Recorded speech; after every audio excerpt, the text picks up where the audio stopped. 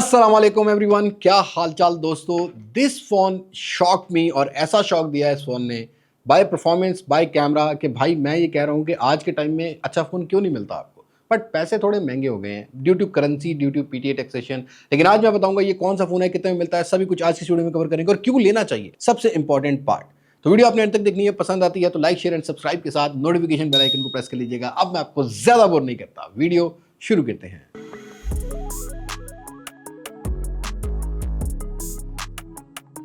अब देखो, अच्छा फोन लेने से पहले ना आपने keep it in your mind के जुगाड़ लगानी पड़ेगी, आपको थोड़े कॉम्प्रोमाइजेस करने पड़ते हैं। लोकल फोन्स की तो हालत इतनी पतली हो गई है कि भाई 1.5 लाख रुपए में भी कोई फोन आपको अपनी प्राइस को जस्टिफाई होता हुआ नहीं मिलेगा। और ज़्यादा पुराना फोन भी लेते हो, यूज फोन भी लेते हो तो कंडीशन अच्छी नहीं मिलती। तो ऐसे में आजकल पाकिस्तानी मार्केट में इंपोर्टेड फोन्स की डिमांड ज़्यादा हो चुकी है। और इससे पहले भी मैंने रियलमी का Neo 8 कवर किया था, आप लोगों की तरफ से अच्छा रिस्पॉन्स आया। बट ये उससे अगला मॉडल है। जी हाँ दोस्तों, ये है रियलमी GT8। पाकिस्तानी मार्केट में ना इसकी वही प्राइस है जो कि GT Neo 8 की मांगी जाती है। डिफरेंस ये है कि आपको यहाँ पीटीए टैक्स 50,000 पे करना पड़ता है। 1,25,000 रुपया नॉन पीटीए और 50,000 रुपये टैक्स डालने के बाद ये फ़ोन आपको 1,75,000 रुपये में कॉस्ट करता है। अब देखो, लेने की रीजंस की मैं डायरेक्टली बात कर लेता हूँ ताकि आप लोगों को ना ये पता लग जाए कि why should you buy this phone. सबसे पहले अगर आप बिल्ड क्वालिटी पे नजर डालोगे ना तो एल्यूमिनियम फ्रेम मिलता है, थिकनेस अच्छी मिलती है, एंड फील अच्छी देखने को मिल जाती है। इवन दो रियर पर जो कैमरा मॉड्यूल है ये राउंडेड शेप पे मिलता है। अच्छा, इसमें 2 कलर 3 कलर मिलेंगे आपको मार्केट में। एक इको लेदर बैक के साथ आता है, थोड़ा क्रीमी कलर के साथ आता है, और एक आपको ग्लास बिल्ड क्वालिटी के साथ मिलता है। वेट 215-20 ग्राम के आता है और थिकनेस में आपको एल्यूमिनियम फ्रेम के साथ ये फोन 8.2 mm की थिकनेस ऑफर करता है। इवन तो ज्यादा पुराने लॉन्च फोन नहीं है तो IP68-69 की रेटिंग, दैट मीन के अंडर वाटर वीडियोस और फोटोज कैप्चर कर सकते हो। और keep it in your mind, ये ज्यादा पुराने लॉन्च फोन नहीं है तो रीफर्बिश नहीं मिलते हैं भाई, ये माइंड में आपने रखना है। और आज के टाइम में आपको प्लास्टिक बिल्ड क्वालिटी वाले फोन नॉर्मली इस प्राइस सेगमेंट में मिल रहे होते हैं। और अगर आप 1,25,000 रुपये में बाय करते हो तो 2 महीने का या 3 महीने का या 4 महीने का सिम टाइम मिल जाता है। अभी ये जुलाई से पहले वीडियो रिकॉर्ड हो रही है तो जुलाई में ये भी खबर आ रही है कि शायद जो है ना वो इंपोर्टेड फोन्स के ऊपर टैक्स कम हो जाए। वो होंगे कि नहीं होंगे मैं बाद में आपको जरूर बता दूंगा, बट शायद इसका टैक्स बाद में कम बने। लेकिन टैक्स आप पे करोगे तभी सिम एंजॉय कर सकते हो। और ये फोन पैच पीटीए नहीं होते हैं, keep it in your mind. But display category 10 out of 10 भाई, क्योंकि यहाँ पर आपको 2K का डिस्प्ले मिलता है, स्क्रीन साइज 6.79 इंचेस का है, LTPO एमोलेड पैनल है, और यहाँ पर जो BOE का जो है पैनल यूज किया गया है। और ब्राइटर बहुत है भाई, क्योंकि यहाँ पर आपको 7000 का पीक ब्राइटनेस निट्स मिलता है। दैट मीन कि जो स्पेसिफिक पार्ट जहाँ ब्राइटनेस ज़्यादा रिकॉर्ड होगी वो ज़्यादा ब्राइट हो जाएगा डे लाइट में। वैसे जो नॉर्मल HBM मोड है ना इस फोन का, वो 2000 है। मतलब ये टोटल फ्लैगशिप फोन्स के अंदर हमें जाके कहीं ना कहीं ये पैनल्स मिल रहे होते हैं। और ये BOE का Q10 पैनल है। 144 हर्ट्ज का नेटिव रिफ्रेश रेट है। ज्यादातर एप्लीकेशन 120 हर्ट्ज सपोर्ट करती है तो 120 हर्ट्ज ही माइंड में रखना है। 144 हर्ट्ज की एप्लीकेशन के ऊपर अपडेट आ जाएगी तो फिर वो 144 हर्ट्ज पे चलेगा। बहरहाल यहाँ पर जो एक्सपीरियंस है वो बेटर है। 95% का screen to body ratio, HDR10+, wide 1L1 की सपोर्ट, आउटडोर इंडोर विजिबिलिटी में 10 आउट ऑफ 10 मिलेगा। और फ्रंट साइड की जो प्रोटेक्शन है ये आपको गोरिल्ला ग्लास विक्टस 2 की मिलती है, और एक अल्ट्रासोनिक फिंगरप्रिंट सेंसर ये लेके आता है which is more secure than optical fingerprint sensor. और मल्टीमीडिया एक्सपीरियंस के लिए ना डुअल स्पीकर भी आते हैं भाई इसमें। और जो साउंड क्वालिटी है ना वो आपको बोल्ड मिलेगी। 40-60% ऊपर वाला, 40% बॉटम वाला 60% काम करता है।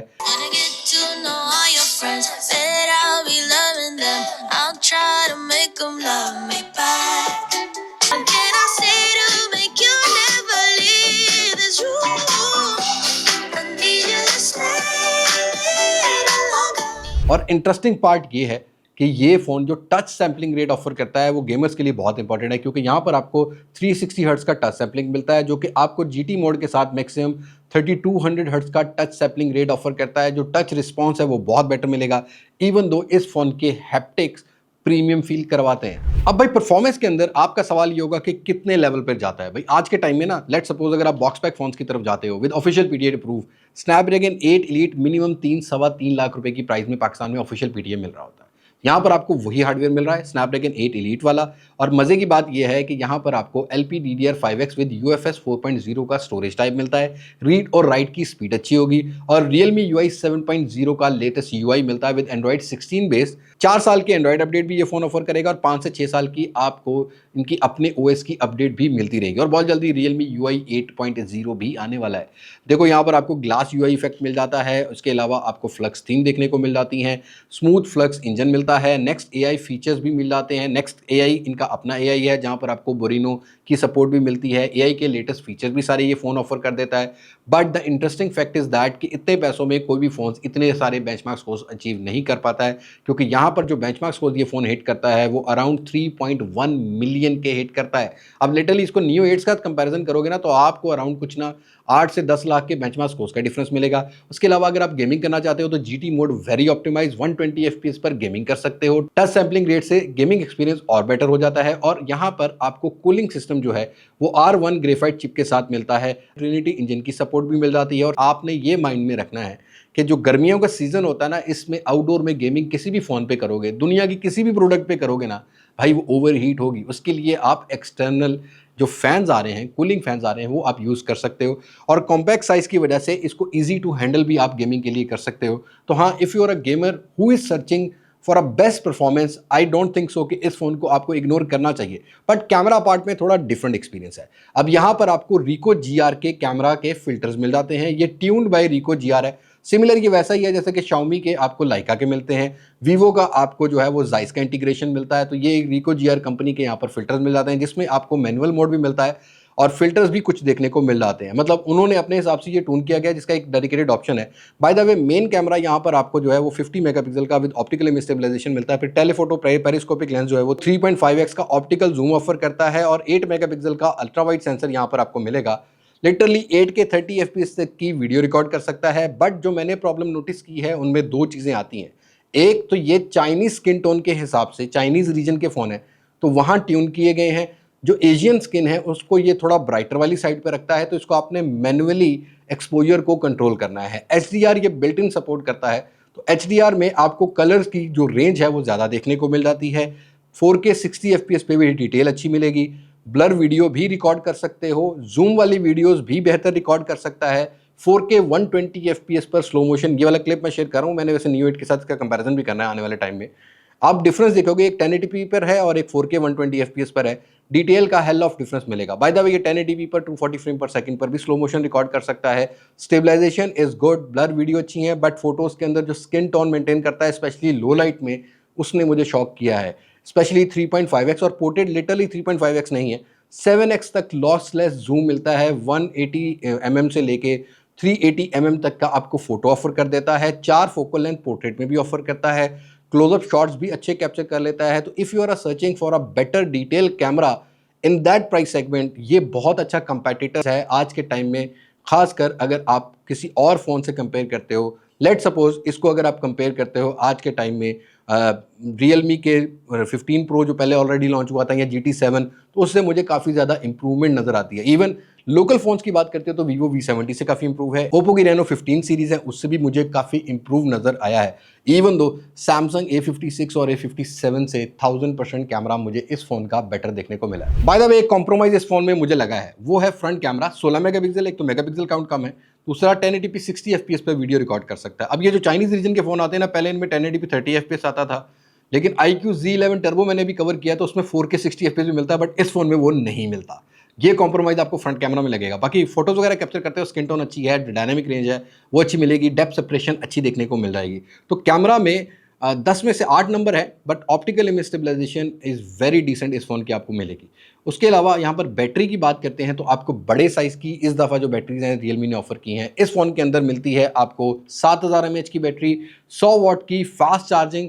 दैट मीन कि ये 2 दिन तो इजीली बैटरी बैकअप ऑफर कर देगा डिपेंडिंग ऑन योर यूजेज। हमने जितना भी रिव्यू किया है भाई, हमारे पास एक दिन के अंदर 30 to 40% बैटरी ड्रेन की है, जिसमें हमने कैमरा टेस्ट किया, बेंचमार्क टेस्ट किए, CPU थ्रॉटल टेस्ट किया। तो ये सारे टेस्ट रन करने के बाद स्क्रीन ऑन टाइम एवरेज 4 से 5 घंटे में 30-40% इसने डाउन की है। लेकिन ओवरऑल अगर आप मॉडरेट यूजेज करते हो, एडिटिंग करते हो, ज़्यादा एप्लीकेशन का जो है वो आपका लोड है, तो ये फ़ोन आराम से 1 से 1.5 दिन का बैटरी बैकअप भी ऑफर कर देगा। और 100 वाट से 7000 mAh को आप लिटरली पौने घंटे से 1 घंटे में चार्ज कर सकते हो, डिपेंडिंग ऑन योर परसेंटेज कि आप किस तरह की परसेंटेज पे चार्ज कर रहे हो। और इस दफ़ा एंड्रॉइड 16 के अंदर बैटरी हेल्थ का भी ऑप्शन मिलता है। तो इन फोन्स को बाय करने से पहले सेटिंग में जाके, बैटरी में जाके बैटरी हेल्थ ज़रूर मॉनिटर करना। 80-85% वाले फ़ोन्स को थोड़ा अवॉइड करना है, क्योंकि उनकी बैटरी टाइमिंग थोड़ी आपको कॉम्प्रोमाइज़ लगेगी, क्योंकि वो अपना चार्जिंग साइकिल कंप्लीट कर चुके होंगे, काफ़ी हद तक कंप्लीट का मतलब चार्जिंग साइकिल ज़्यादा काउंट होता है तो फिर ज़्यादा ही बैटरी टाइमिंग कम मिलेगी। ये वही मिसाल है, जब ज़्यादा बारिश आती है तो ज़्यादा पानी आता है, जब ज़्यादा चार्ज करते हो, तुम बार-बार चार्ज करते हो तो ज़्यादा साइकिल काउंट होता है। बाय द वे, मैं ये गारंटी दे कर सकता हूँ कि भाई ये फ़ोन आपको 1.5, 2 साल, 3 साल बैटरी की टेंशन देने वाला नहीं है, डिपेंडिंग ऑन योर बिहेवियर क्या, आप चार्जिंग कैसे करते हो। अब करते हैं ज़रा मुद्दे की बात। बहुत सारे दोस्त पूछते हैं कि चाइनीज़ और ग्लोबल रोम में क्या डिफरेंस है। तो कन्फ्यूजन ज़्यादा नहीं होती भाई। जो चाइनीज़ रोम है उसमें गूगल की सर्विसेज की सपोर्ट नहीं होती, आपको manually play store, manually Google services करनी पड़ती हैं। फिर दूसरा, चाइनीज़ रोम के अंदर आपको प्री इंस्टॉल चाइनीज़ ऐप मिलती हैं, फ़ोन के अंदर से आप उनको फोर्स स्टॉप भी कर सकते हो, अनइंस्टॉल भी कर सकते हो। देन जब आप फ़ोन को रीसेट करोगे तो वो प्री इंस्टॉल्ड एप्लीकेशन दोबारा से ब्लॉटवेयर्स में आ जाती है, ये आपने माइंड में रखना है। दूसरा ये कि सिग्नल स्ट्रेंथ, अभी तक मेरा किसी फ़ोन के साथ कोई बुरा एक्सपीरियंस नहीं है। अभी पाकिस्तान के अंदर भी ट्रांसफॉर्मेशन चल रही है 5G की, तो 5G भी कई फ़ोन्स के अंदर चल जाता है, सिग्नल्स का कोई इशू नहीं आता। प्रॉपरली 5G रोल आउट हो जाए तो फिर इनको हम 5G पे भी चेक करेंगे। वाईफाई की स्पीड में भी मुझे कोई इशू देखने को नहीं मिला, क्योंकि यहाँ पर सारी लेटेस्ट कनेक्टिविटी आपको मिलती है। वाईफाई 7 की सपोर्ट है, ब्लूटूथ 6.0 का वर्जन मिल जाता है, IR ब्लास्टर मिलता है। ये सारी सपोर्ट लेटेस्टली ये फ़ोन लेके आता है। डिफरेंस सिर्फ यही है कि आपको प्ले स्टोर मैनुअली करना पड़ता है, बैंक ऐप सारी चलती हैं। डाटा वेटा तभी चोरी होगा जब कोई मालवेयर पर आप क्लिक करोगे, या किसी को अपना OTP शेयर करोगे, या किसी को अपनी एप्लीकेशन का एक्सेस दोगे। अदरवाइज सिक्योरिटी में कोई इशू देखने को नहीं मिलता है। और ऐसे फ़ोन्स बाय करने के लिए आपको एक ट्रस्टेबल सेलर की भी ज़रूरत होती है। और इसी वजह से आजकल मैंने इस तरह के फ़ोन कवर करने शुरू किए हैं, बिकॉज आप लोगों की डिमांड थी कि भाई आप भी कोई प्लेटफॉर्म दे दो जहाँ से ये फ़ोन मिले। तो कॉन्टैक्ट नंबर यहाँ दे रहा हूँ, ये मेरे फादर की शॉप है। ऑल्दो थोड़ा बहुत मेंटेन मैं भी करता हूं, तो स्टॉक की, आपके पैसों की रिस्पॉन्सिबिलिटी हमारी होगी, बट कैश ऑन डिलीवरी वाला कोई सीन नहीं है। यू नो के टैक्सेस लगते हैं, आपको कैश पूरा पे करना पड़ता है, बट पूरे पाकिस्तान में कहीं से भी आप लोगे, ये मेरी रिस्पॉन्सिबिलिटी होगी कि आपको चीज़ गलत नहीं आएगी और आपके पैसे अमानतन होंगे, बशर्ते कि वो डिलीवरी वाला कोई चवल ना मार दे। लेकिन इंशाल्लाह आपको चीज़ सही मिलेगी। तो एक ट्रस्टेबल सेलर भी मैं आपको प्रोवाइड कर देता हूँ, अगर आप इस तरह के फ़ोन्स बाय करना चाहते हो। लेने से पहले ये रिव्यू जो होते हैं ना, ये बायस नहीं कर सकता मैं, क्योंकि ये मेरी जिम्मेदारी है कि मैं आपको सही और गलत के बारे में बताऊं। अब इसको लेने का रीज़न ये है कि अगर आप गेमर हो, आपको अच्छा डिस्प्ले चाहिए, आपको एक लेटेस्ट फ़ोन चाहिए, लेटेस्ट हार्डवेयर चाहिए, एक बड़ी बैटरी बैकअप चाहिए, और 10 में से 8 नंबर वाला कैमरा सेटअप चाहिए ना, एक्सपोजर मैनुअली कंट्रोल कर सकते हो, तो डेफिनेटली आप इस फ़ोन को बाय कर सकते हो। Even though one plus 13T भी ऑलमोस्ट सिमिलर प्राइस में आता है, आई विल डेफिनेटली से ये फ़ोन उससे बेटर कैमरा, उससे बेटर परफॉर्मेंस, उससे बेटर बैटरी मुझे बैकअप ऑफर किया है इसने। ऑल्दो चलाना चाइनीज़ रोम पे ही पड़ेगा, बिकॉज ग्लोबल रोम के अंदर अभी थोड़ा टाइम है, तो वो जब आएगी पर नेक्स्ट रिव्यू या कंपैरिजन में मैं आपको मेंशन कर दूंगा। सो आज की वीडियो में इतनी मुलाकात होगी नई वीडियो में, किसी नई अनबॉक्सिंग, किसी नई रिव्यू, किसी नए कंपैरिजन के साथ। तब तक मुझे दें इजाजत। मैं हूं लिबास मासक से पाकिस्तान पाइंदाबाद। अल्लाह हाफिज़।